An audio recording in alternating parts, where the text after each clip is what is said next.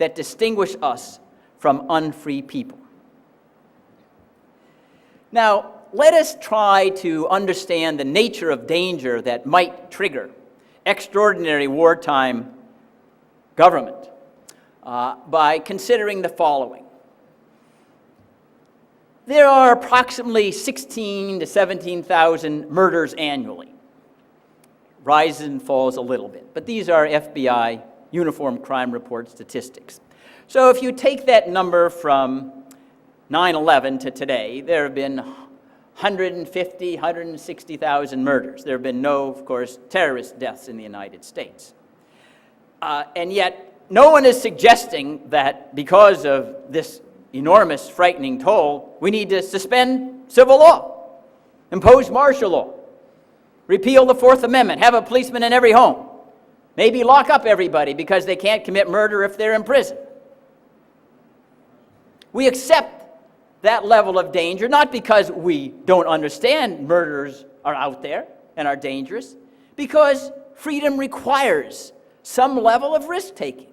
And we're willing to do that, because we understand that the option of no risk is no freedom. And so we need to be not imprudent, but rational about these sorts of things, and measuring the kinds of dangers that we accept. Not that we relish them, we'd like to have utopia, but we know that can't be the case. We know that can't be the case.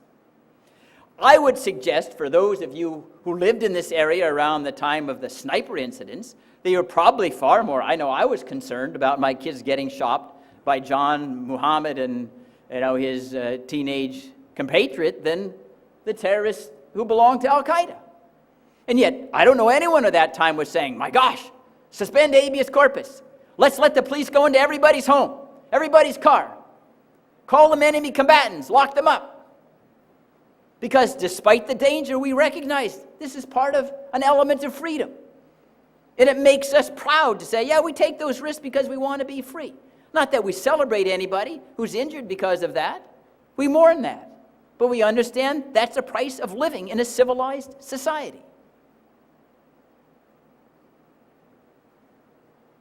So this idea that somehow 9/11 has changed all of the world is, in my judgment, entirely concocted.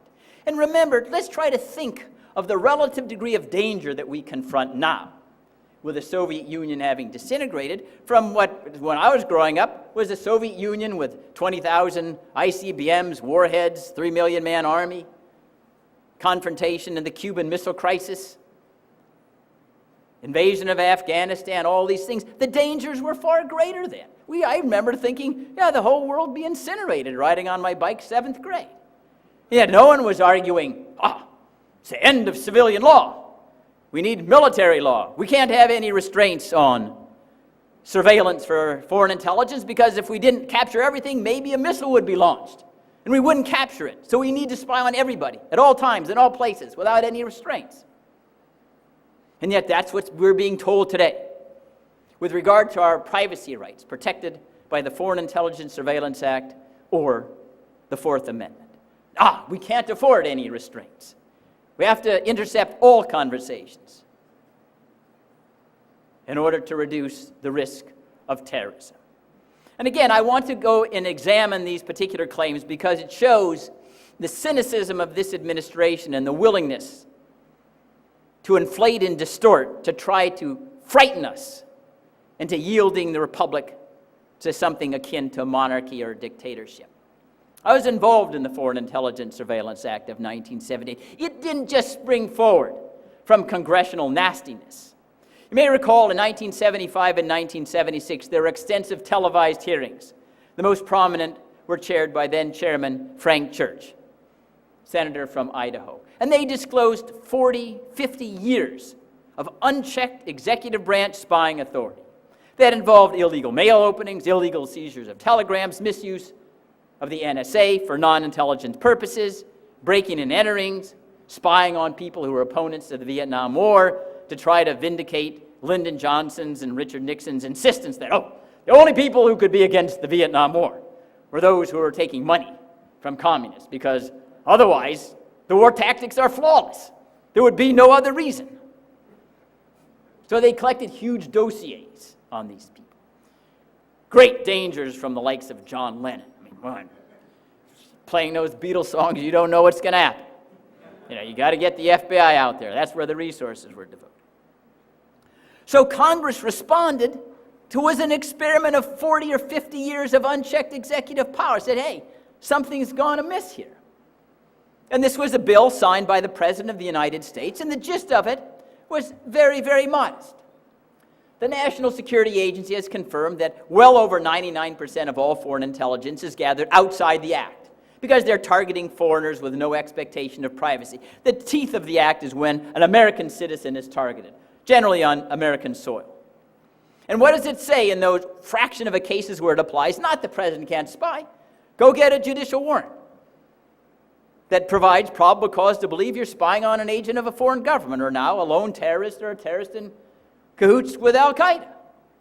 And is the standard of probable cause so great that it can't be surmounted? In 23 years, there would be 20,000 applications, and all but a handful, 3 or 4, were accepted.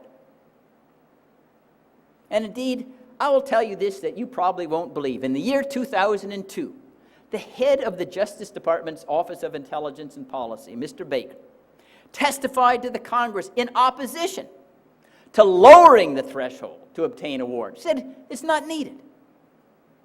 The Act is nimble, it's flexible, it enables us to stop terrorism plots in the bud. And they said, and we have no evidence that you've provided us to think that we need to lower the threshold for a warrant to reasonable suspicion from probable cause. That is the administration of George Bush, with people involved in the day-to-day operation of these things. And yet we kept told by the press, I had to violate the law because FISA was handcuffing me. It was compromising our security. Well, who was he talking to? The same people that told him about the slam dunk on weapons of mass destruction in Iraq. Because intelligence is distorted for political purposes.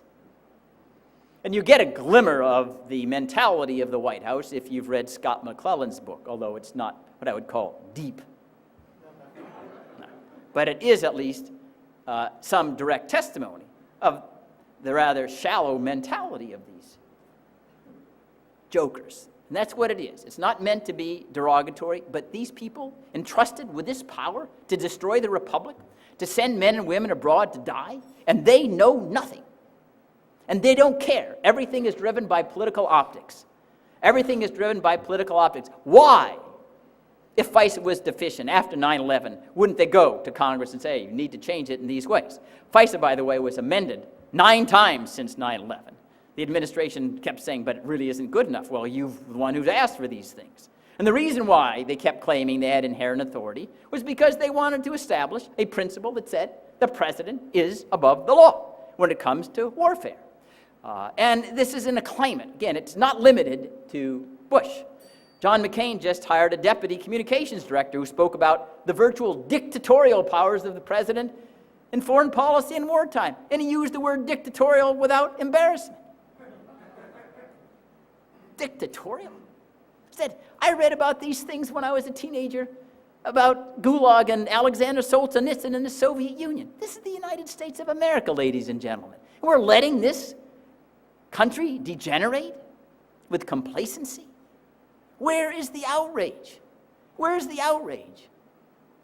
So now we have the principle involved. The president can flout Foreign Intelligence Surveillance Act. I need to gather foreign intelligence. Just trust me. I'll only use it for benevolent purposes, like maybe destroying Joe Wilson for exposing the concocted uranium purchase in Niger.